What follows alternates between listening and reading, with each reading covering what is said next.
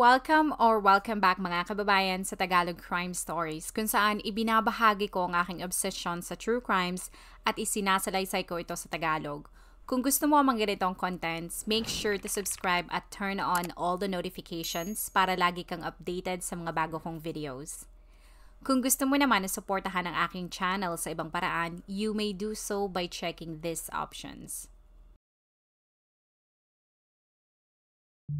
Para sa ilang mga banyaga, ang manirahan sa Pilipinas ay isang paraiso dahil ang cost of living doon ay mura kumpara sa Amerika at ibang bansa. Pero ang pangarap ng isang Amerikano na mag-retire kasama ang kanyang asawa at mga anak ay hindi nangyari. Sa halip na masarap na pagkain at tuklasin ang iba't ibang mga lugar kasama ang kanyang pamilya, ay nagulat na lamang ang kanyang mga mahal sa buhay dahil dinakip siya ng mga otoridad. Ating balikan ngayon ang kaso ni Scott McMahon.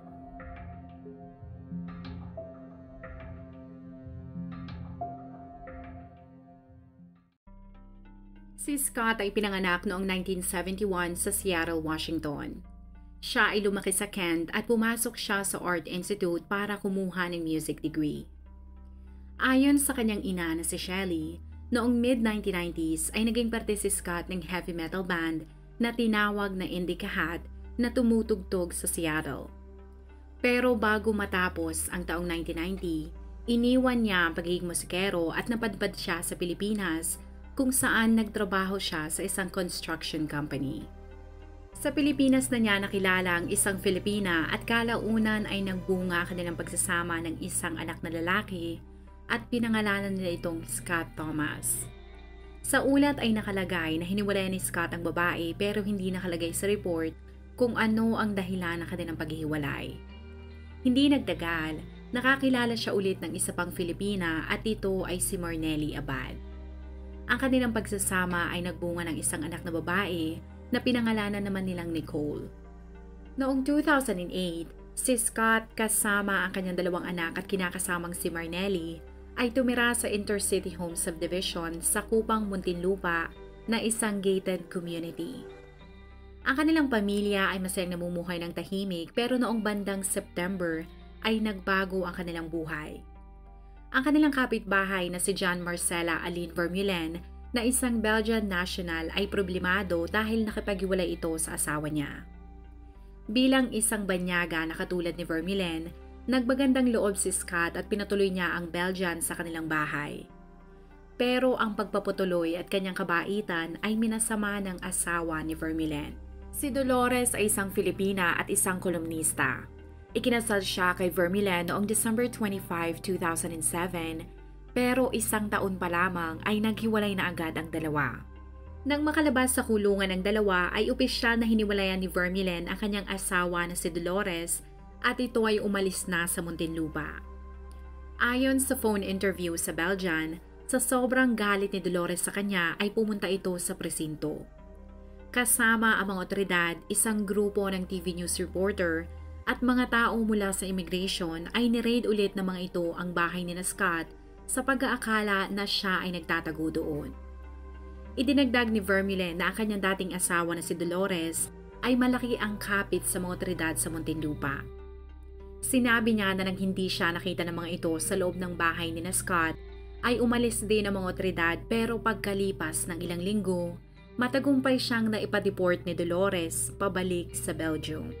Ang kanilang buhay ay bumalik sa dati pero ang epekto ng mga biglaang pagre-raid at pagsugod ng mga otoridad sa bahay ni Scott ay nakaapekto sa mental health ng kanyang panganay na anak dahil madalas itong makaranas ng mga masamang panaginip. At para alamin kung ano ang punot dulo ng lahat, ay pinatingnan niya ito at ang diagnosis ng doktor ay nakakaranas ang kanyang anak ng post-traumatic stress disorder. Ipinaliwanag ng psychologist na ito ay na-trigger ng isang pangyayari. Upang makatulong sa sitwasyon, mula Kupang ay inilipat niya ang kanyang mag-iina sa Putatan, Muntinlupa. Pero ang paglipat nila na kanilang tinitirhan ay hindi naman nakatulong sa sitwasyon dahil hindi nagbago ang kondisyon ng bata. At dahil sa kanyang galit at sa pagnanais na panagutin si Dolores, idinimanda niya ito ng emotional abuse. Ang judge ay nakitaan na may probable cause ang kaso kaya ipinag-utos nito na maaari nilang makasuhan ang kolumnistang si Dolores. Habang naghihintay ng petsa sa paglilitis, ang Filipina ay dumulog din sa presinto. Noong August 2010, si Dolores ay nagsampa ng kaso laban kina Scott at Vermillion dahil siya ay di umanong ginahasa ng dalawa. Sa court records ay nakalagay na nangyari ang krimen sa loob mismo ng kanyang bahay, 6 na buwan na ang nakakaraan. Nakalagay din sa kanyang affidavit na hindi siya di umano nag-report kaagad sa mga otoridad dahil sa tinakot siya ng dalawa. Ang prosecutor na humawak ng kaso ni Dolores ay nagawang makapagpakita ng ebidensya, kaya naniwala ang judge na ang reklamo niya ay may probable cause. Ipinag-utos agad ng judge na maaari silang magsampa ng kaso laban sa mga foreigners. Noong August 2011, habang sina Scott ay kumakain sa isang restaurant, ang grupo ng mga kapulisan kasama ang isang TV news crew ay agad sinunggaban ng Amerikano. Gamit ang arrest warrant ay dinampot at dinala nila ito sa presinto. Sa interrogation ay tinanggi ni Scott ang paratang ni Dolores. Para sa kanya ay ginagawa lamang ito ng Filipina dahil gusto nitong labanan ang kaso na isinampa niya. Sa tulong ng kanyang abogado ay nag-file agad ng appeal ang kampo ni Scott para makapagpiyansa siya. Pero dahil sa kabagalan ng justice system at kakulangan ng judge sa Pilipinas, inabot pa ng 42 buwan o mahigit 3 taon bago pa mahawakan ng judge ang kanilang appeal. Ang bail hearing ay nangyari noong September 22, 2014, pero sa kanilang dismaya, ang hukom ay nireject ang petisyon nila na makapagpiyansa si Scott.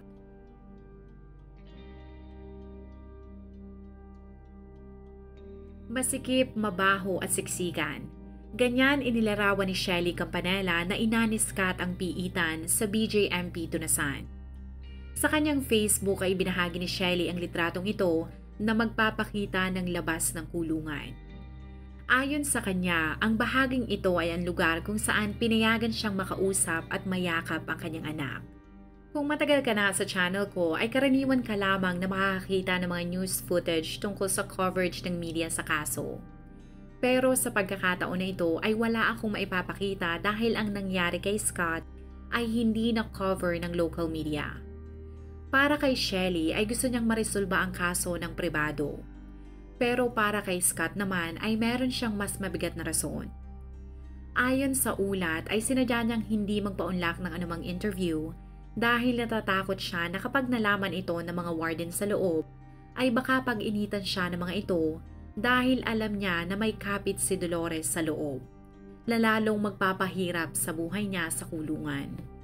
Habang iniingatan ni Scott ang kanyang kilos sa loob ng kulungan, ang kanyang ina naman ay binasag na ang kanyang katahimikan at kumilos na ito para mapatunayan na walang kasalanan ang kanyang anak. Sa mahigit 3 taon na pananahimik, si Shelly ay lumapit na sa isang local news station sa Washington para manawagan sa publiko at pati na rin sa mga matataas na politiko sa Amerika na tulungan sila para mailabas sa kulungan si Scott. I promised him, I gave him my word that I would free him. To sit in jail for a crime that you did not commit because somebody has a grudge against you. It's really a crime of extortion, corruption. I mean, and that's really what it is. I'm hoping that it does get the attention of the American government. I'm hoping that they take a look at this and say, oh my gosh, you know, how did this happen? You know, what could we have done? What can we do now? Sa interview din ng Carry 7 Channel, ibinunyag ni Shelly na si Dolores ay humingi sa kanila ng 5 milyong piso kapalit ng pag-urong nito sa kaso. Pagkatapos ng report na ito ay lumapit ang pamilya nila sa congressman ng Washington State. Pero tumanggi ang mga ito makialam sa sitwasyon. Ayon sa opisina ng congressman, sa batas ng Estados Unidos ay hindi basta-bastang pwede mangialam ang gobyerno sa kaso ng isang US citizen sa ibang bansa, lalo na kapag ang dahilan ay hindi tungkol sa politika. Para sa congressman ay igagalang nila anuman ang proseso ng Pilipinas dahil si Scott ay nahaharap sa isang criminal charge. Ang hindi pangingialam ng kanilang gobyerno ay hindi naman nakaapekto kay Shelly. Nag-isip siya ng ibang paraan para matulungan ang nagdurusa niyang anak sa selda. lumapit sila sa California Innocence Project na isang organisasyon na may layunin na tumulong sa mga inosenteng taong nakakulong. Bukod sa organisasyon na yun ay tinulungan din sila ng David House Agency na isang Los Angeles-based international crisis agency na katulad ng organisasyong California Innocence Project ay may layunin din na tulungan ang mga inosenteng taong nakakulong na makalaya. Ang CIP ay agad kumilos at in-interview nila ang lahat ng mga taong maaaring maging witness para makapagpatunay na inosente talaga si Scott. Sa pagdaan ng mga araw na tinututukan nila ang kaso nito ay talagang malinaw na ang akusasyon ni Dolores ay walang katotohanan. Kung titingnan mo ang website ng CIP, sa gitna ng kanilang investigasyon ay na-expose din ang sitwasyon at kalagayan ng justice system sa Pilipinas. Nakalagay doon na karaniwan lamang sa Pilipinas na ang mga nasasakdal ay nabubulok sa kulungan bago pa man magsimula ang paglilitis. At kadalasan ding walang due process na nangyayari dahil basta-basta na lamang ikinukulong ang mga salarin. Ayon sa kanilang obserba, ang mga abogado ay maghihintay ng matagal na panahon bago magsimula ang hearing. Kapag ito ay nagsimula na, ay tila mamadaliin ng judge ang paglilitis na minsan ay umaabot lamang ng 20 minuto dahil sa dami ng kaso na hinahawakan nito. Sa pagdaan ng panahon ay nakakuha ng atensyon ang kaso ni Scott mula sa loob at labas ng Amerika. Kaya upang mabigyan niya ang mga ito ng update sa nangyayari, ay gumawa si Shelly ng isang Facebook page. Doon ay ibinahagi niya ang sitwasyon ni Scott sa loob ng kulungan, update sa nangyayari sa kaso at kahit ang sitwasyon ng kanyang mga apo at maging ang kalagayan ng kinakasama nitong si Marnelly. Noong 2014 ay bumalik siya sa Pilipinas para madalaw si Scott sa kulungan at upang makita na rin niya ang kanyang mga apo na halos 5 taon na niyang hindi nakikita. Ang mag-ina ay nagkita sa loob ng BJMP Tunasan. Ayon kay Shelly ay walang mga salitang lumabas sa bibig ni Scott dahil ito ay humagulhol na lamang habang niyayakap niya. Ang hindi magandang kondisyon ng kulungan ay naging dahilan kung bakit nagkaroon si Scott ng problema sa kanyang katawan, tulad ng sakit sa kanyang mga bituka, sinus, gum infection at nagkaroon siya ng insomnia dahil sa hindi ito makatulog sa liit ng espasyo sa loob ng selda. Ito naman ang ibinahaging litrato ni Shelly ni Marnelly. Ang mag-iina ay nagpapakatatag kahit ang mga bata ay lumalaki na wala ang kanilang ama. Nang sumapit ang taong 2015, nakalimang hearing na ang kaso ni Scott. Pero sa pagtagal ng paglilitis ay ang pagdami naman ng kanilang bayarin sa kanilang legal team. Kaya nag-set up ng GoFundMe page si Shelly para humingi ng tulong sa mga tao. Sa pagtatapos ng 2015, ang kanilang walang tigil na pag-iingay ng pamilya ni Scott sa Amerika ay unti-unting nagbunga. Na-pick up na mga news outlet ang tungkol sa kaso ni Scott at kalaunan ay pati na rin ang atensyon ng United Nations. Ang UN ay nagpadala ng sulat sa Office of the President para hilingin na kumilos ang mga ito na pababilis ang kaso ni Scott. Pero wala silang nakuhang sagot mula sa gobyerno ng Pilipinas.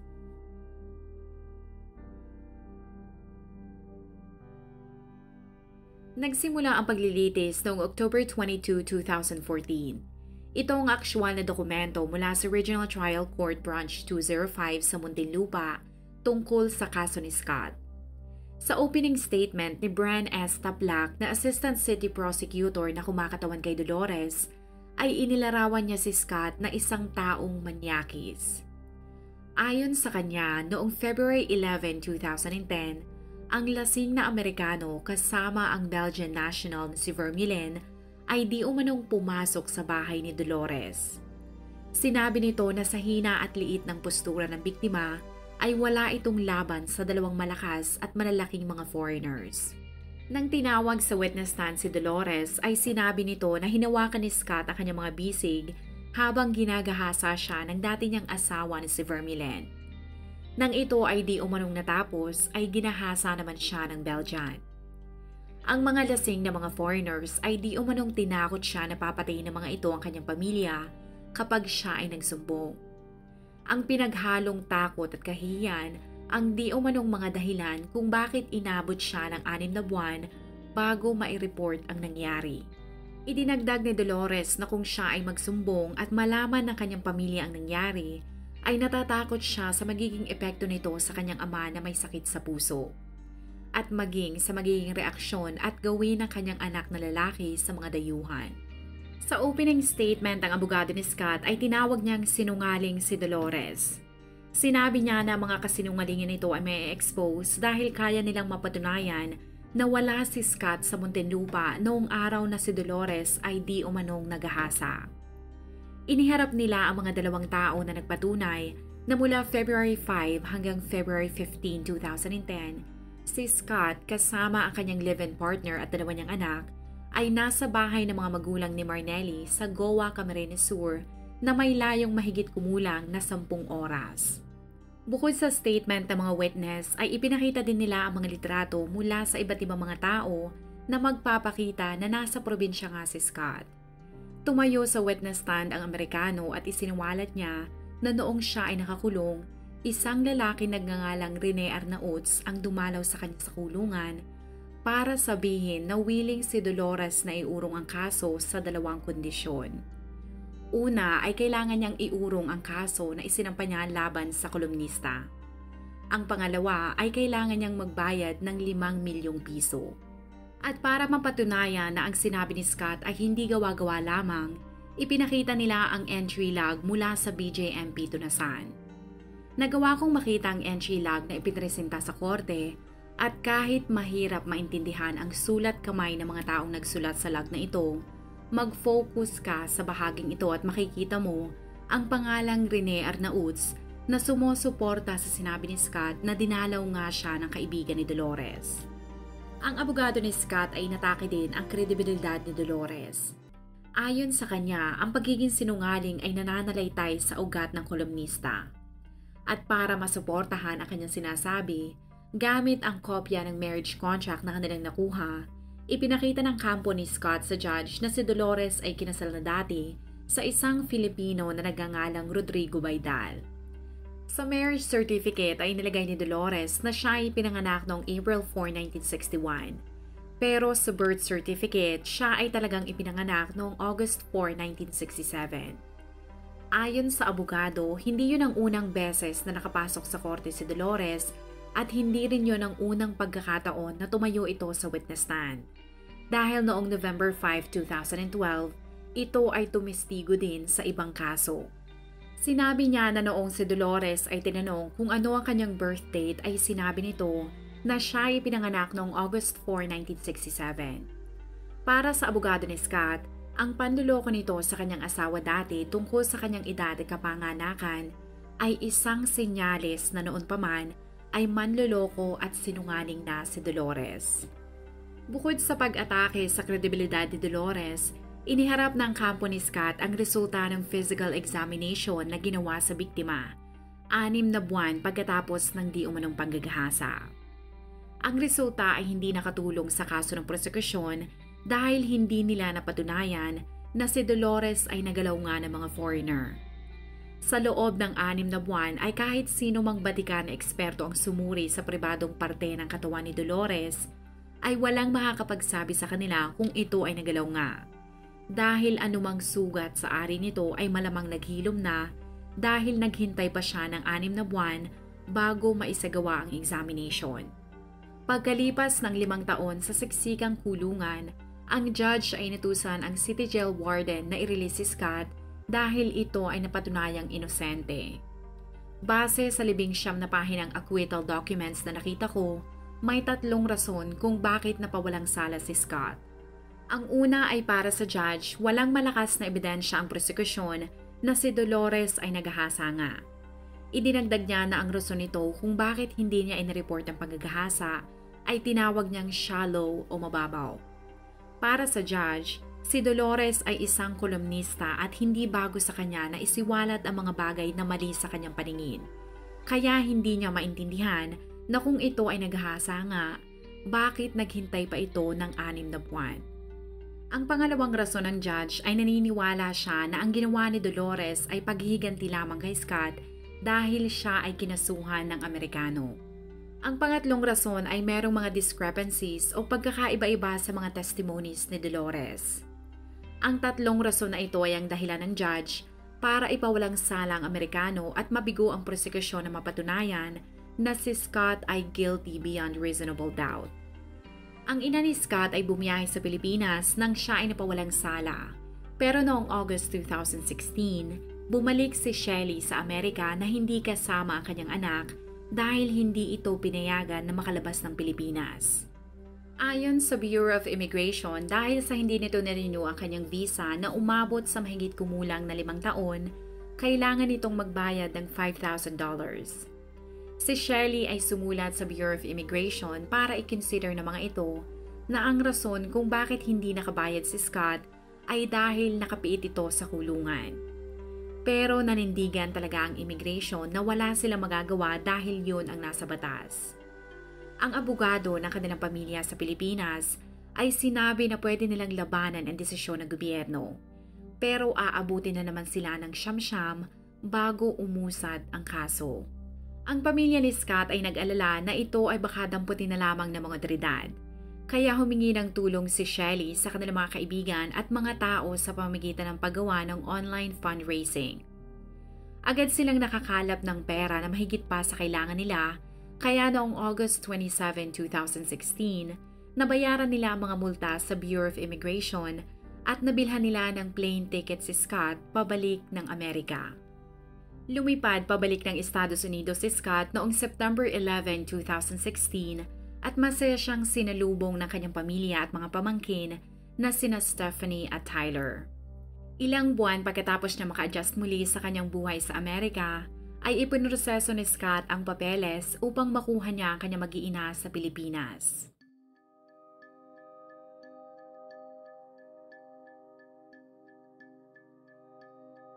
Noong nai-release si Scott, ang kaso niya laban kay Dolores ay pending pa rin. Wala akong makita kung ito ba ay natuloy o hindi. Bukod sa hindi ko alam ang nangyari sa kasong yun, hindi ko rin alam kung nasaan na sa Dolores ngayon. Ang 100% na sigurado ako ay magkakasama na ngayon sina Scott, Marnelly at kanyang anak na babae na si Nicole sa Washington State. Habang ang kanyang panganay na anak naman na si Scott Thomas ay nananatili sa Pilipinas kasama ang kanyang biological mother.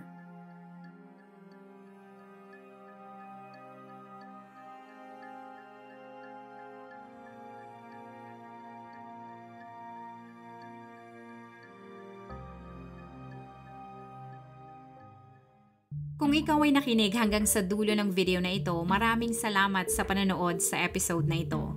Please consider leaving a comment or i-like ang video na ito. At kung may kaso ka na gusto mong i-cover ko, please let me know. Magandang araw sa iyo, kabayan.